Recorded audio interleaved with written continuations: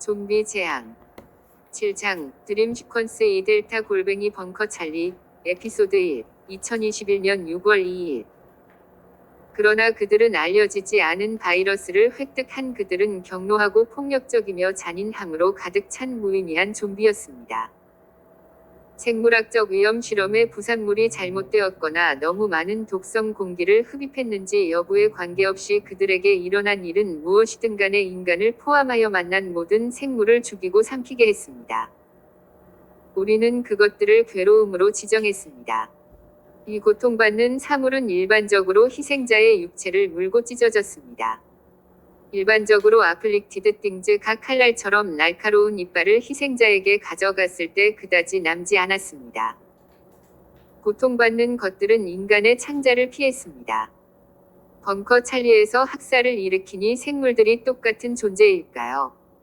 우리는 그들과 함께 증명된 공항을 정리해야 했는데 이는 UN 본부 코드명 와이프 엠클린에서 거물들이 주도한 주요 캠페인이었습니다.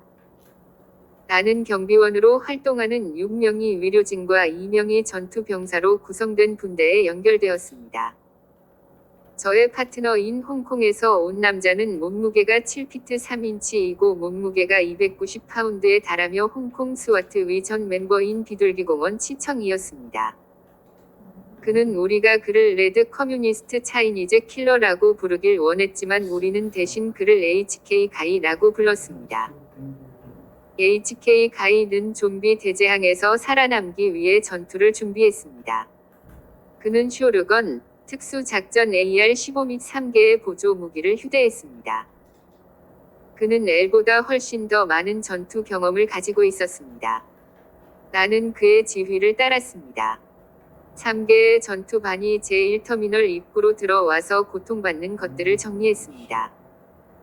다른 많은 분대가 공항의 다른 부분을 정리하는 임무를 맡았습니다.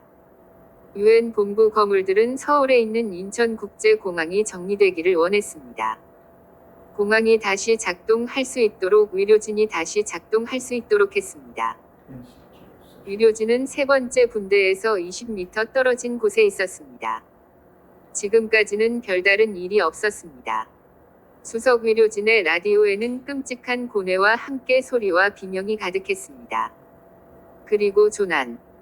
다른 모든 분대가 공항의 모든 부분을 정리하면서 HTS가 폭발했습니다. 우리 팀이 큰 타격을 받는 것 같았습니다. 즉각적인 대피 및 의료 지원에 대한 반복적인 요청이 총격전과 함께 공항을 청소하는 다른 모든 분대로부터 들렸다. 6명의 의료진은 모두 이런 종류의 갈등의 참전 용사였습니다. 비명 소리는 그들에게 영향을 미치지 않았습니다. 배낭은 체중의 2배였습니다.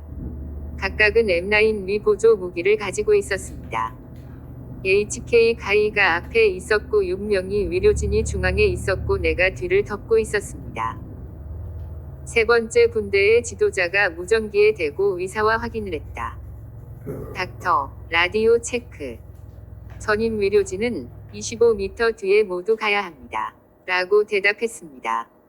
갑자기 시끄러운 소방이 터져서 그 사람과의 의사소통이 나갔다.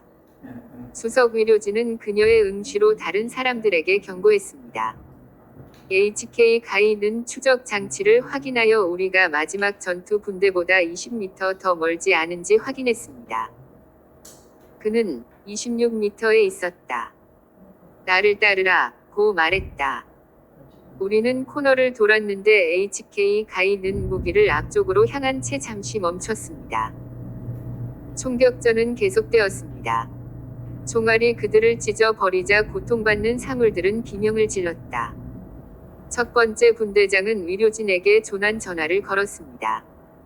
수석 의료진이 가는 중이야 라고 말했습니다. HK 가이와 함께 우리는 수비 위치를 유지하고 있는 3이 스쿼드를 지나서 그곳으로 달려갔습니다. 그들 중 누구도 그 당시 치료가 필요하지 않았습니다. 다음 코너에서는 복도 있고 고통받는 것들의 신체 부위가 산성피와 함께 땅을 흩뿌렸습니다. 쓰러진 괴로움의 대다수는 머리에 총을 맞아 사망했습니다. 우리는 애프트릭티드 띵즈를 머리에 쏘라는 엄격한 명령을 받았습니다. 머리를 쏘거나 산산조각 낸 것들 중 약 50개가 있었습니다. 그들의 몸은 알몸이었다.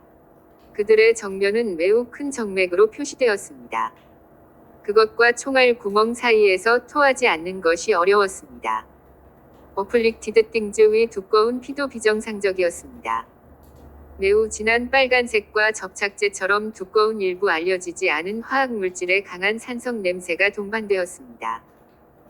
나는 이 괴로움과 다른 괴로움이 어떤 생물학적 위험 실험의 최종 산물이라고 거의 확신했다. 아니면 북한의 미친 과학자들이 바라던 대로 유리한 결과를 낳은 실험이었다. 어느 쪽이든 새 전투 분대는 무엇보다도 시야에서 반드시 죽여야만 했습니다. 고통받는 것들 중 하나에 물린 것은 보장된 죽음이었습니다. 우리는 첫 번째 팀에 도달했습니다. 병사 중 한 명이 목에 물린 채로 큰 살덩어리가 없어서 정맥과 지방 조직이 드러났습니다. 병사를 돕는 사람들은 그녀의 피를 만지지 않도록 각별히 주의했습니다. 수석 위료진은 군인을 평가한 다음 모든 사람에게 돌아오라고 말했습니다. 군인은 죽었지만 그녀의 몸은 사방으로 떨리고 있었다. 수석 위료진은 HK 가이에게 그녀의 머리를 쏘라고 신호를 보냈습니다. HK 가이가 샷건을 들고 진행하는 순간 첫 번째 분대의 리더가 그를 태클했습니다. 두 사람은 다른 사람과 씨름하기 시작했습니다. 둘 다 발로 돌아왔습니다. 첫 번째 분대의 리더는 당신은 그녀의 머리를 쏘지 않습니다. 라고 외쳤습니다. HK 가이는 상대방을 벽에 대고 얼굴에 손가락을 흔든다. 첫 번째 분대장의 키는 약 5피트 6인치였고 HK 가이는 7피트 5인치를 훨씬 넘었습니다. 키가 작은 녀석이 적과 싸우는 것이 소용없다는 것을 깨달은 그는 그의 무기를 꺼내 HK 가이 위 얼굴을 직접 가리켰습니다. 수석 위료진은 그의 얼굴에서 무기를 치우십시오. 그렇지 않으면 군 법원과 맞서게 될 것입니다. 라고 외쳤습니다. 첫 번째 분대의 리더는 왼손을 사용하여 두 번째 보조 무기를 꺼내서 지휘관의 머리를 직접 가리켰습니다. 다른 사람들은 모두 가만히 서서 지켜보았습니다. 그는 머리를 쏘는 게 어떤지 보자. 라고 소리쳤다. 수석 위료진은 이런 유형의 공격은 당신을 교수형에 빠뜨릴 것입니다. 라고 외쳤습니다. 상관없어. 그가 대답했다. 아무도 내 병사들의 머리를 쏘지 않을 거야. 전임 위료진이 물러나. 라고 외쳤다. 첫 번째 분대의 리더는 수석 위료진의 머리 위로 한 발을 발사했습니다. 그의 다른 분대원들은 우리 8명에게 무기를 겨누었습니다. 우리는 무기를 다시 그들에게 겨누었습니다. 다른 쪽이 먼저 발사되었다고 가정하고 한쪽에서 우발적인 분비물이 발생했다면 그것은 피목욕을 의미합니다. 두 번째와 세 번째 분대는 총소리를 듣고 돌진했다. 두 분대 모두 무기를 내려놓고 궤도에서 얼어붙었습니다. 두 번째 분대의 지도자는 서로의 적이 아니었어. 저것들은 적이다. 너희 모두 19명, 물러서라. 라고 외쳤다. 그는 소리쳤다. 아무도 듣지 않았습니다. 압력을 받는 첫 번째 사람은 누구일까요? 두 번째 분대의 지도자는 여러분 모두 물러서십시오. 그렇지 않으면 개인적으로 여러분 모두를 군법정에 호위할 것입니다. 라고 경고했습니다. 19명 모두 무기를 들고 굳건히 지냈습니다. 아무도 편집하지 않았습니다. 양측은 모두 우파라고 주장했다. 어느 쪽도 다른 쪽을 신뢰하지 않았습니다.